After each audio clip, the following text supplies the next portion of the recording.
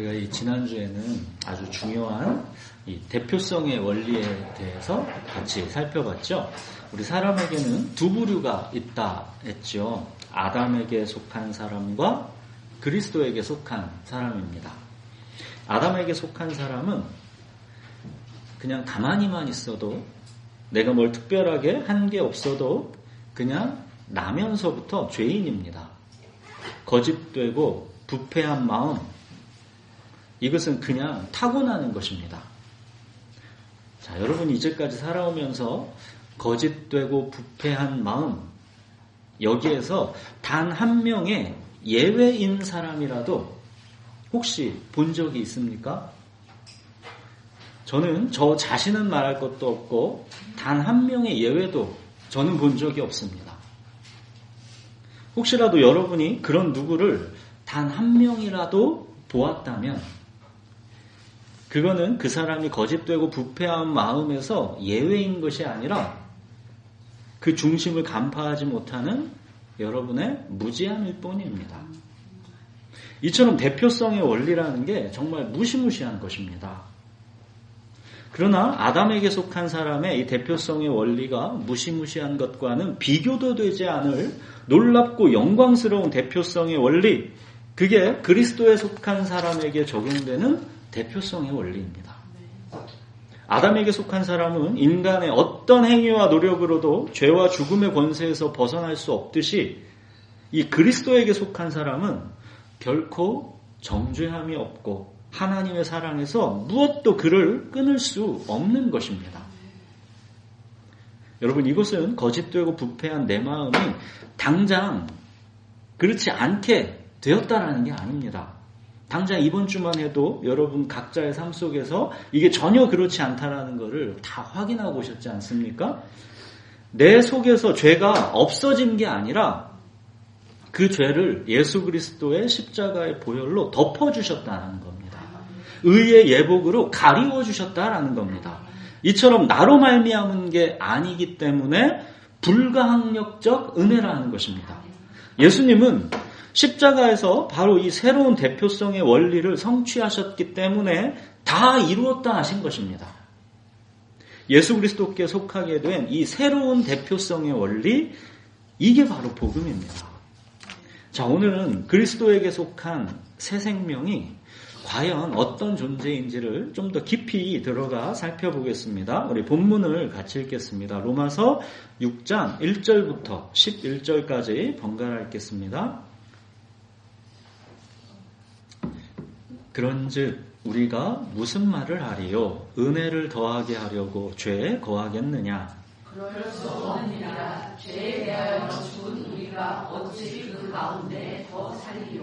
무릇 그리스도 예수와 합하여 침례를 받은 우리는 그의 죽으심과 합하여 침례를 받은 줄을 알지 못하느냐? 그러므로 우리가 그의 죽으심과 합하여 침례를 받음으로 그와 함께 장사되었나니 이는 아버지의 영광으로 말미암아 그리스도를 죽은 자 가운데서 살리심과 같이 우리로 또한 새 생명 가운데서 행하게 하려 합니다. 만일 우리가 그의 죽으심과 같은 모양으로 연합한 자가 되었으면 또한 그의 부활과 같은 모양으로 연합한 자도 되리라. 우리가 알거니와 우리의 옛사람이 예수와 함께 십자가에 못 박힌 것은 죄의 몸이 죽어 다시는 우리가 죄에게 종노릇하지 아니하려 함이니 이는 죽은 자가 죄에서 벗어나 의롭다 하심을 얻었음이라. 만일 우리가 그리스도와 함께 죽었으면 또한 그와 함께 살 줄을 믿노니 이는 그리스도께서 죽은 자 가운데서 살아나셨음에 다시 죽지 아니하시고 사망이 다시 그를 주장하지 못할 줄 알미로라. 그가 죽으심은 죄에 대하여 단번에 죽으심이요 그가 살아계심은 하나님께 대하여 살아계심이니 이와 같이 너희도 너희 자신을 죄에 대하여는 죽은 자요 그리스도 예수 안에서 하나님께 대하여는 살아있는 자로 여길지어다. 네. 자, 그리스도에게 속한 이 새 생명은 불가항력적 은혜의 지배 아래 있다 했죠. 심지어는 죄가 더한 곳에 은혜가 더욱 넘쳤다? 했지요. 그러면 당연히 이제 인간의 논리에서는 1절과 같은 의문이 생기는 것입니다. 은혜를 더하게 하려고 이제 죄를 더 막 지으며 살아도 되겠네? 인간의 얄팍한 이 논리상으로는 그러한데 이게 실제 삶의 현실에서는 이 은혜 아래에 있는 새 생명에게는 이게 가능하지가 않다는 겁니다. 은혜의 지배라는 거는 이게 단지 사람의 능력, 또 사람의 생각이나 감정, 긍정의 힘과 같은 마인드 컨트롤, 그런 게 은혜의 능력이 아니라 이거는 전능하신 하나님의 이 엄청난 능력이 실제로 내 안에서 역사하시는 것이기 때문에 이게 안 된다는 겁니다. 돌아온 탕자가 언제든 돌아오면 아버지가 잔치상 차려주는구나 하면서 또다시 역시 세상이 좋았다 하면서 매번 집을 나갔다 돌아갔다 하는 게 가능하겠습니까? 여러분, 이게 인간 아버지와 아들 사이에서 일이라면 이게 혹시 가능할 수 있습니다. 그런데 이게 그 아버지가 하나님이라면, 탕자가 하늘아버지이신 하나님의 용서를 정말로 경험한 거라면 이때는 정말 얘기가 완전히 달라지는 겁니다. 여러분, 하나님의 용서, 하나님의 잔치상을 여러분은 받아보셨습니까? 하나님의 용서를 받아보셨습니까? 집 나갔다 돌아와서 하늘아버지이신 하나님께 살진 송아지로 차려진 이 잔치상 받아본 돌아온 탕자는 이제 예전과는 같을 수가 없는 겁니다. 수고하고 땀 흘리며 더위를 견디는 것도 이게 예전과는 전혀 달라집니다. 밖으로 이게 나가서 내 마음껏 즐겁게 살고 싶은 욕망, 이게 그렇게 쉽게 유혹이 되지 않습니다. 뭐 잠깐 유혹이 될 수 있겠죠.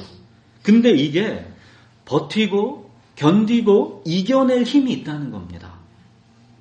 환난은 인내를, 인내는 연단을, 연단은 소망을, 이 믿음의 에너지가 있다는 겁니다. 앞이 보이지 않고 이해되지 않아서 지치고 무너지는 듯 하다가도 다시 일어서게 하는 힘이 그 안에 있다는 겁니다. 율법으로 하래서 하고 하지 말래서 안 하는 게 아니라 이미 내 마음이 아버지가 원하는 것을 나도 원하게 됩니다. 이게 바로 성령께서 그 안에 계시는 새 생명, 영원한 생명, 부활 생명입니다. 그래서 1절에 대한 답은 2절입니다. 그럴 수 없느니라 죄에 대하여 죽은 우리가 어찌 그 가운데 더 살리요. 자, 이어서 바울은 그리스도에게 속한 새 생명의 아주 중요한 진실을 말합니다. 그리스도에게 속한 새 생명은 예수님이 십자가에서 죽으실 때 그도 함께 죽었다는 겁니다. 지난주에 살펴보았던 그 놀랍고 영광스러운 이 대표성의 원리가 우리에게 실제로 적용된다는 겁니다. 바울은 우리가 죄에 대해서 그리스도와 함께 이미 죽었다라는 것을 침례를 통해 지금 말해주고 있죠. 이 침례가 뭔지가 이 구약에서 이 그림이 하나 있죠. 홍해를 건너는 사건, 이게 침례입니다. 이스라엘 백성들이 6월절 어린 양의 피로 구원을 받고 애굽에서의 이제 노예 생활을 끝내고 출애굽했습니다. 이 애굽의 군대가 그들을 막 추격해 오는데 그들 앞에 홍해가 놓여 있습니다. 이때 모세가 지팡이를 들고 바다 위로 내미니까 이제 물이 쫙 갈라져서 바다가 마른 땅이 되었습니다. 자, 상상해 보십시오. 이 수십 미터의 물벽이 생긴 겁니다. 그 그림을 한번 상상을 해 보십시오. 그 물벽 사이에 이제 이 마른 땅을 한 17km 정도를 이제 걸어가는 겁니다. 그들은 홍해가 갈라지는 것을 보았습니다. 근데 그 갈라진 홍해를 건너는 게 쉬웠겠냐는 거죠. 그거 한번 상상해 보라는 겁니다. 수십 미터 물벽 사이로 한 17km를 걸어가는 겁니다. 이게 쉽겠습니까? 애굽 이 군사들이 쫓아오니까 어쩔 수 없이 막 건너는 겁니까? 생각해 보십시오. 여러분들이 그 갈라진 홍해 앞에 지금 서 있다 상상해 보십시오. 그 길 건너 가시겠습니까? 이 물벽 사이로 17km 걸어가야 합니다. 자, 중간에 물벽이 허물어지면 그냥 다 몰살하는 겁니다. 근데 이 길을 갈 수 있겠습니까? 중간에 물벽이 허물어지지 않는다라는 것을 어떻게 믿습니까? 다른 옵션이 없으니까 가는 겁니까? 옵션이 있죠. 항복하고 다시 애굽으로 돌아가면 됩니다. 애굽 군사들이 이스라엘 백성들을 죽이려고 지금 쫓아온 게 아닙니다.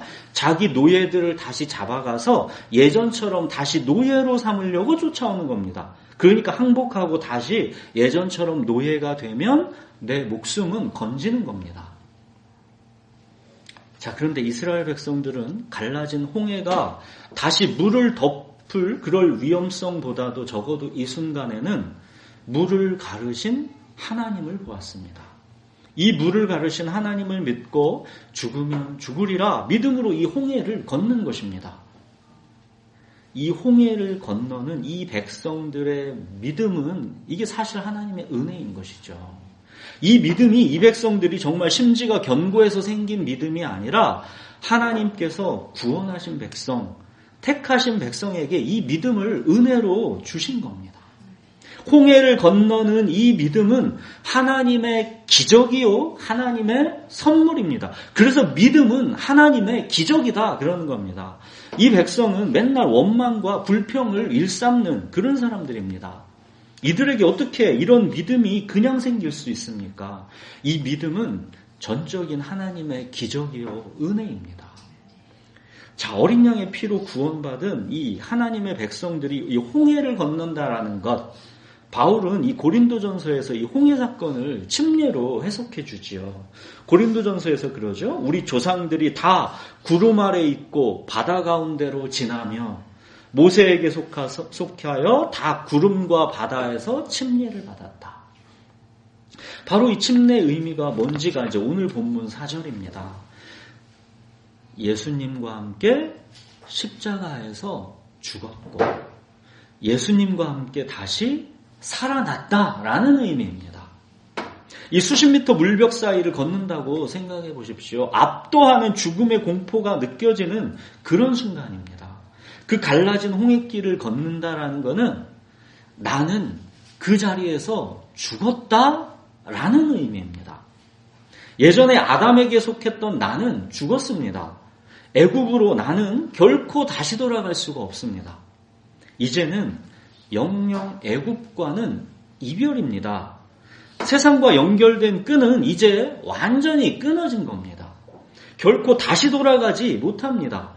죽으면 죽으리라 이 마음으로 이 홍해를 건너는 겁니다. 나는 이제 주님 안에서 새 생명으로 다시 태어났다라는 선포, 이게 침례입니다. 자, 이제 홍해를 건너와서 애굽을 향해서 뒤돌아볼 때 홍해는 다시 이제 물이 가득 차 있죠. 이미 홍해를 건너온 사람들은 돌아가고 싶어도 애굽으로 돌아갈 수가 없습니다. 침례는 그런 겁니다. 사랑하는 여러분, 우리의 옛사람은 홍해 깊은 물에 잠겨서 죽었습니다. 우리는 애굽으로 더 이상 돌아가지 못합니다.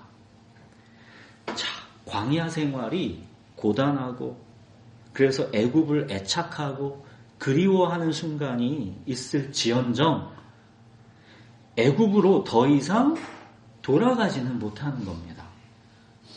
홍해를 건넌 이 백성이 광야에서 얼마나 하나님을 시험하고 불평하면서 원망했습니까? 만나와 메추라기도 이제 질렸다. 반석에서 물이 나는 거 말고 수돗물이 콸콸 나왔으면 좋겠다. 이들이 얼마나 하나님께 반역했습니까?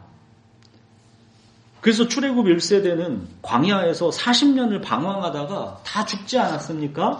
근데 잘 생각해 보십시오. 이 출애굽 1세대가 차라리 애굽이 좋았다면서 하나님께 불순종하다가 광야에서 40년 떠돌다가 이 사람들 다 죽었습니다. 그렇지만 그들 중에 어느 하나도 다시 거꾸로 홍해 건너서 애굽으로 돌아간 사람은 하나도 없습니다. 불순종하다가 광야에서 죽는 일이 있어도 애굽으로 돌아갈 수는 없는 겁니다. 홍해를 이미 건너왔기 때문입니다. 애굽으로 돌아가는 것은 이제 근원적으로 불가능합니다. 그 목숨 차라리 하나님께서 죽이시더라도 그가 애굽으로 돌아가는 일은 불가능합니다. 불가항력적이다 그러지 않습니까? 아담에게 속한 사람이 어떤 행위와 노력으로도 죄와 죽음의 권세에서 벗어날 수 없는 것처럼 그리스도에게 속한 사람은 이 하나님의 사랑에서 그 무엇도 그를 끊을 수가 없는 겁니다. 지긋지긋해서 하나님께서 그 목숨을 광야에서 거두실지언정 그를 애굽으로 돌아가게 하지는 않는다는 겁니다.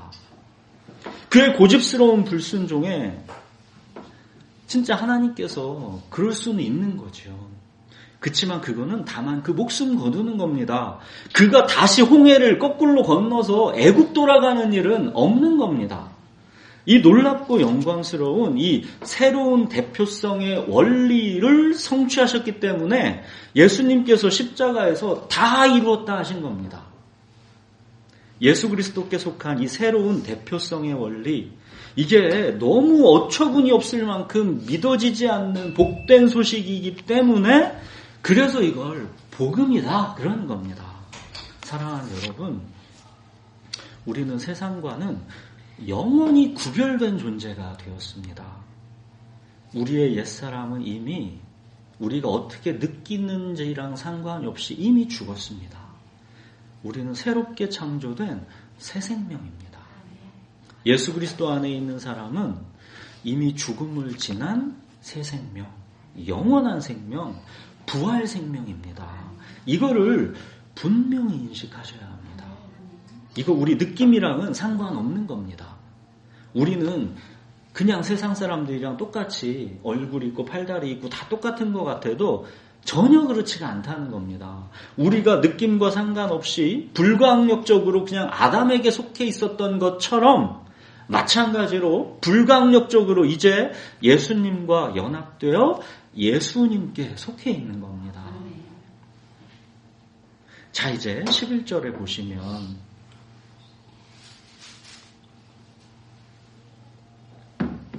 너희 자신을 죄에 대하여는 죽은 자요 그리스도 예수 안에서 하나님께 대하여는 살아있는 자로 여길지어다. 그렇죠? 여기서 여기다 라는 이 말은 사실은 그렇지 않은데 마음을 그렇게 먹고 그런 듯이 생각하라 그런 말이 아닙니다. 자기 최면을 걸라는 말이 아닙니다. 막 그렇게 한번 생각해봐. 너를 그렇게 한번 최면을 걸어봐. 그런 말이 아닙니다. 이 원어로 여기다 이 말은 계산에 넣다 이런 말입니다. 계산하다 그런 말입니다. 즉 이미 계산이 끝난 일이다 그런 뜻입니다. 죄에 대하여 죽은 자요 하나님께 대하여 살아있는 자로 마치 그런 것처럼 생각하라 라는 말이 아니라 정말 그렇게 계산이 이미 끝난 일이다 라는 뜻입니다. 너희가 어떻게 느끼고 누리느냐와는 상관없이 정말로 너희 자신은 죄에 대해서 이미 죽은 자이고 하나님께 대해서는 니네가 살아있는 자다 라는 뜻입니다. 이거는 계산이 이미 끝난 일이니까 이걸 계산해 넣고 너희 삶을 예수 그리스도께 속한 새 생명답게 살아가라 라는 뜻입니다. 거지였던 아이가 왕자로 입양됐다고 생각해 보십시오.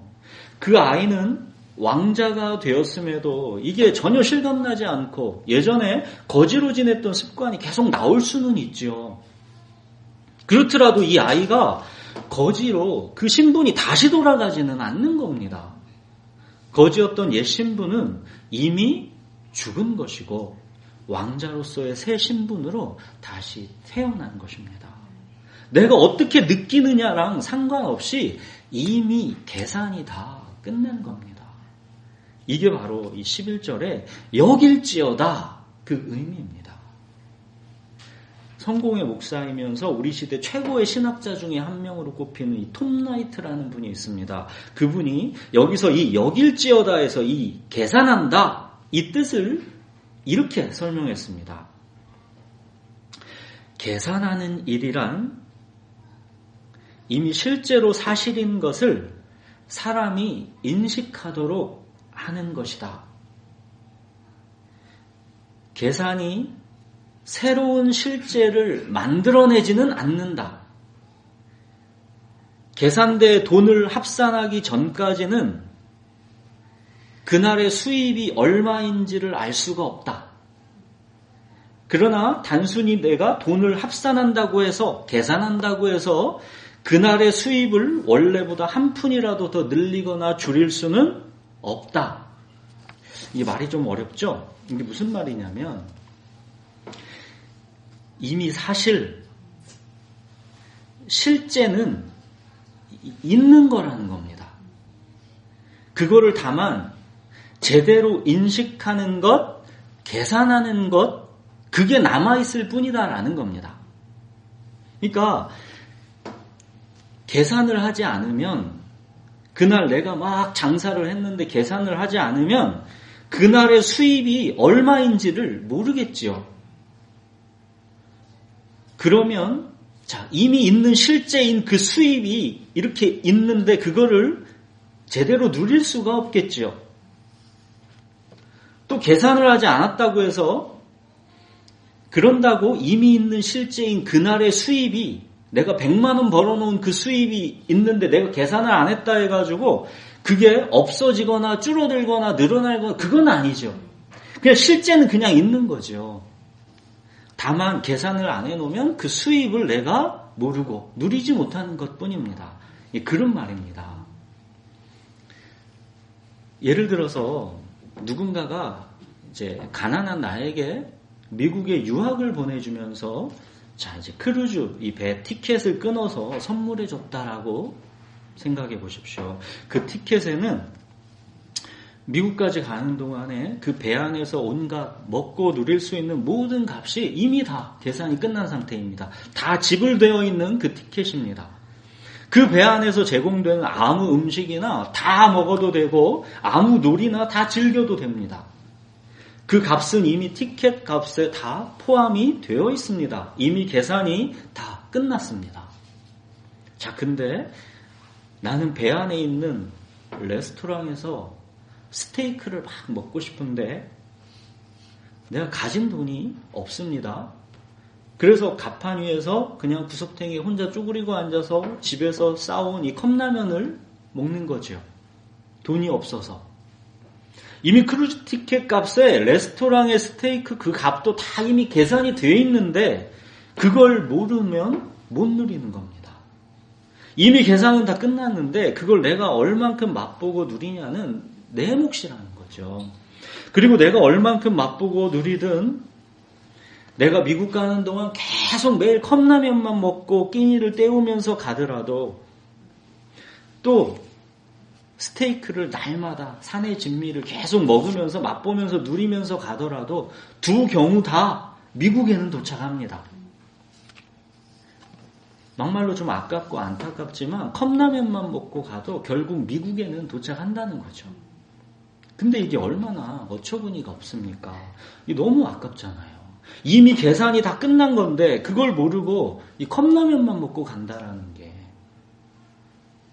자, 이처럼 주는 나의 목자시니 내게 부족함이 없으리로다. 이 계산이 이미 끝났다는 겁니다. 주는 나의 목자시니 내게 부족함이 없으리로다. 이처럼 스테이크와 산의 진미가 이미 우리 것으로 다 계산이 끝났는데 그리스도에게 속한 새 생명만이 맛보고 누릴 수 있도록 이거 주셨는데 이 놀라운 하나님의 임재와 능력을 앞두고 왜 너희가 고아처럼 걱정과 염려, 불안과 두려움에 갇혀서 컵라면만 먹고 이 길을 그렇게 가고 있느냐라는 겁니다. 물론 우리가 외국인과 나그네처럼 살아가는 이 이미와 아직의 이 길이 결코 만만하지가 않죠. 인생의 파도와 바람이 만만치가 않습니다. 그 풍랑이. 삶이 참으로 어렵고 힘들고 복잡합니다. 그렇지만 새 생명은 이 평생을 원룸 그 조그만 데 살아도, 가진 소유가 많지 않고 좋은 거 많이 먹으면서 못 살아도, 건강이 좋지 않아서 평생을 그냥 골골대며 살아도, 이런저런 온갖 많은 시련과 고난이 그 시간들이 많아도 주는 나의 목자시니 내게 부족함이 없으리로다. 주는 나의 목자시니, 이게 뭡니까? 이 하나님의 임재, 주는 나의 목자시니 내게 부족함이 없으리로다. 이게 뭐예요? 하나님의 능력. 이 하나님의 임재와 능력인 이 은혜가 나를 지배하기 때문에 이 은혜가 내게 충분하다라는 겁니다. 다윗처럼 내 평생에 단 한 가지 소원이 하나님 보기를 원하는 것인 그 사람은 정말로 목자이신 주님으로 말미암아 삶이 어떤 처지와 형편 속에 놓여있든 부족함이 없다. 이렇게 다윗처럼 고백하는 겁니다. 여러분, 우리 중 어떤 인생도 사실 다윗의 삶의 고통만큼 그렇게 쓰라린 사람은 없을 겁니다. 다윗은 그의 죄의 결과로 자식들의 인생이 다 쑥대밭이 되었지 않습니까? 다윗의 자식들을 보십시오. 암논이 다말을 범하고, 압살롬은 암논을 죽이고, 다윗은 자기 아들 압살롬과 원수지간이 되고, 그 압살롬은 또 다윗의 장군에게 살해당하고, 다윗은 통곡하지요.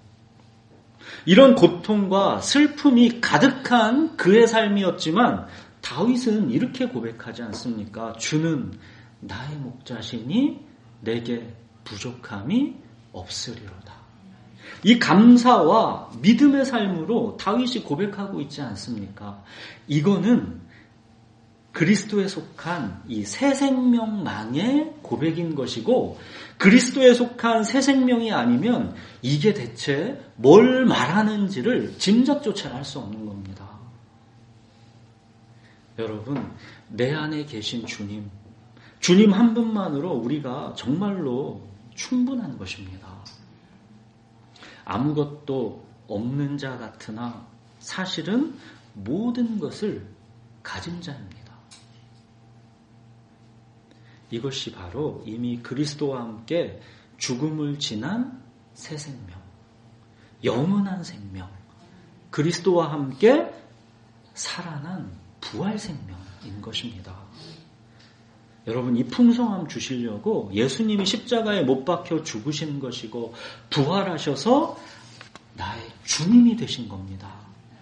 그냥 기계적으로 어떤 능력, 어떤 지식적인 이 추상적인 원리로 죄와 죽음만 멸해 놓으시고 나머지는 이제 나보고 스스로 잘 알아서 살아보라 하신 게 아니라 내 안에 그리스도께서 이제 함께 사시면서 나의 주님이 되신 겁니다. 여러분, 예수님의 십자가 죽음과 부활, 그 근본 목적이 뭐랬습니까? 주가 되려 하심입니다. 주가 되려 하심. 우리의 목자, 우리의 주님이 되시는 것, 이게 구원이고 이게 영생입니다. 주가 되려 하심. 이것 때문에 예수님이 죽으시고 부활하신 겁니다. 그런데 만약 우리가 주가 되려 하심, 그게 구원이고 영생인데 우리가 주는 나의 목자시니 내게 부족함이 없으리로다. 이 주님, 이 산의 진미를 맛보고 누리지 못한다면 그건 우리가 이미 계산이 다 지불된 축복을 못 누리고 그냥 컵라면 먹고 그렇게 지낸다라는 뜻입니다. 돈이 많고 건강하고 취미생활이 즐겁고 가족들이 다 화목해도 주님이 진정 나의 목자가 아니시면 주님을 진정으로 내가 누리고 있지를 못하는 다만 그냥 종교생활에 불과할 뿐이면 그거는 영적으로 매우 궁핍한 삶입니다. 그냥 컵라면만 먹고 지내는 겁니다. 그런 건. 육체와 마음이 잠깐 즐거울지는 모르지만 그거로는 우리 인생의 파도와 폭풍을 견뎌낼 힘이 거기에는 없습니다. 지금은 그럭저럭 내가 살만할지 모르지만 어렵고 힘들고 복잡한 이 삶의 문제들이 곧 닥쳐올 텐데 또 죄와 죽음이라는 이 거대한 파도가 덮쳐올 텐데 목자이신 주님과 지금부터 우리가 함께 동행하지 않으면 장차 어떻게 이걸 감당하시려고 합니까? 이 죽음이라는 파도는 엄청난 겁니다. 사랑하는 여러분, 우리가 이미 그리스도와 함께 죽음을 지난 새 생명이라는 것, 이거는 정말로 이게 어마어마한 겁니다. 인생이 어렵고 힘들고 복잡할 수는 있지만 주는 나의 목자시니 내게 부족함이 없으리로다. 이거는 그 무엇으로도 비교할 수가 없는 겁니다. 내가 죽음을 이미 지났다라는 것, 내가 홍해를 이미 건너왔다라는 것, 이게 우리의 새로운 정체성입니다. 가나안에 도착하기까지 이 광야 생활이 지치고 힘들 수는 있을지언정 주님이 목자이시기에 이 삶에 부족함은 없는 것입니다. 때론 마실 물이 없을 수도 있죠. 만나와 메추라기에 좀 물릴 수도 있죠. 그래서 뭐 어떻다는 겁니까? 주님이 이 길을 우리랑 함께하고 계시고 또 우리는 이 광야가 본향이거나 여기가 목적지가 아니라 가나안, 약속의 땅 가나안을 향해 가고 있는 중이라는 것, 이게 핵심인 것이죠. 사랑하는 여러분, 우리는 출애굽해서 홍해를 이미 건너왔습니다. 또 우리는 이미 죽음을 지난 이 새 생명으로 지금은 이미와 아직의 이 광야의 시간을 살아가고 있는 것입니다. 우리는 아직 약속의 땅, 우리의 본향인 가나안에 도착하지 않았습니다. 이미와 아직 이 광야의 시간에 우리에게 필요한 것, 그게 믿음입니다. 이미 계산 다 끝났다라고 정말로 그렇게 여기고 이미 그리스도와 함께 죽음을 지난 새 생명답게 믿음으로 우리가 살아가는 것, 이게 우리에게 지금 필요한 것입니다. 이 광야의 삶에 여전히 우리의 자기 고집이 있고 정당성이 있고 주장, 자기 연민, 욱하는 혈기, 자기 애착, 편하고 싶은 거 뭐 다 있지요. 이런 게 다 올라와서 우리 몸의 사욕에 우리가 순종하도록 막 부추길 때, 이때 내가 죽음을 지난 새 생명이다라는 것을 기억하라는 겁니다.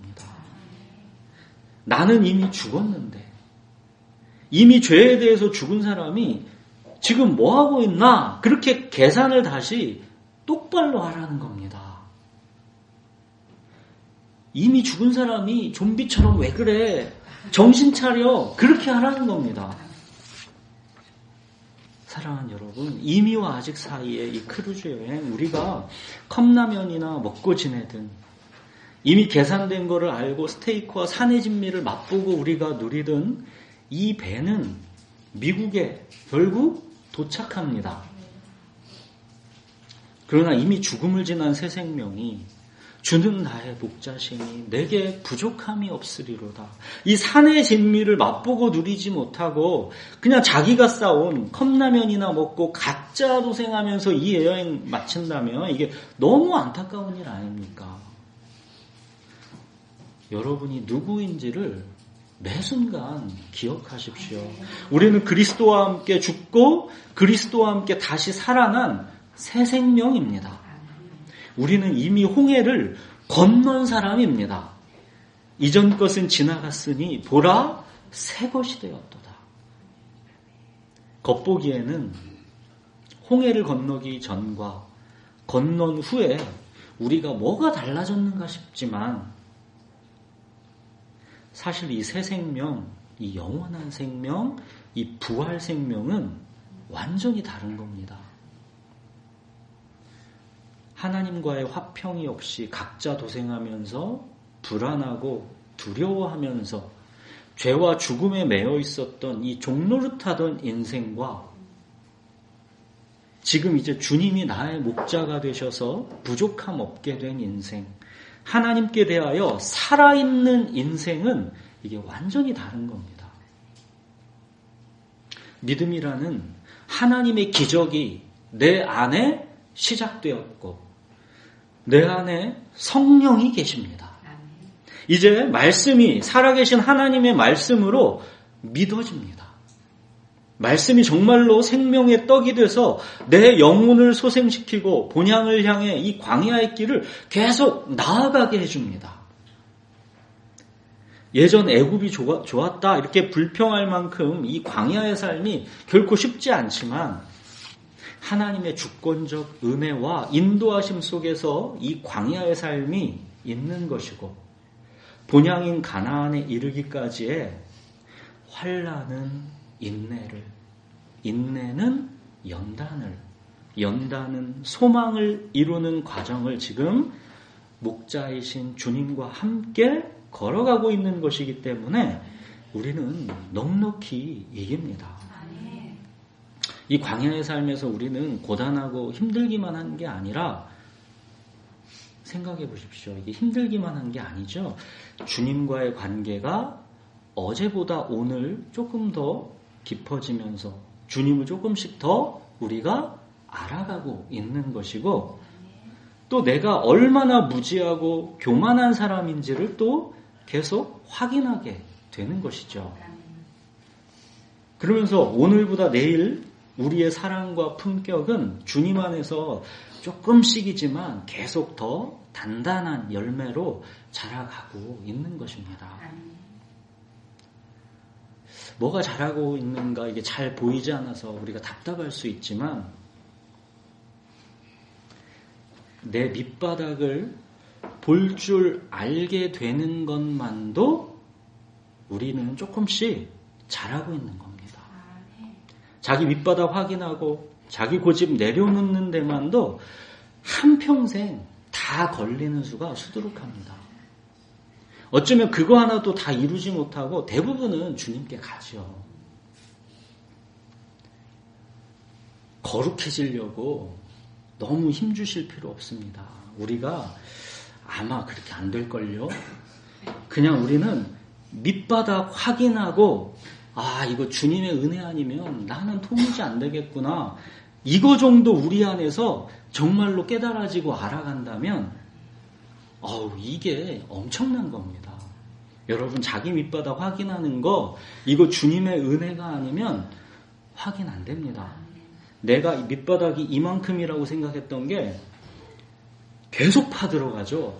막 땅속에 여기가 밑바닥인 줄 알았다는데 막 더 깊이 계속 들어가잖아요. 우리가 하나님을 알아가면 알아갈수록 하나님의 말씀 속으로 우리가 들어가면 들어갈수록 우리가 확인하게 되는 거는 우리의 밑바닥입니다.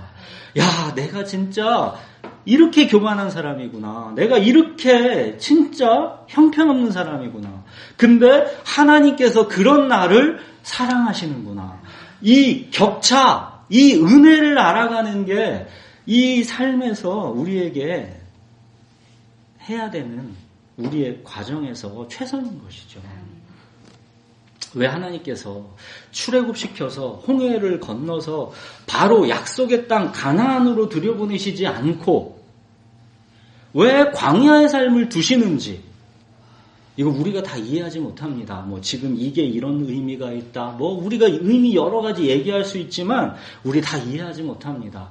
그거는 여러분 각자가 나중에 주님께 가셔서 주님께 물어보십시오. 나 힘들어 죽을 뻔했는데 왜 바로 가나안으로 주님 들여보내시지 않고 이 광야로 날 두셨는지는 나중에 주님께 가서 물어보십시오. 이건 우리가 다 이해하지 못합니다.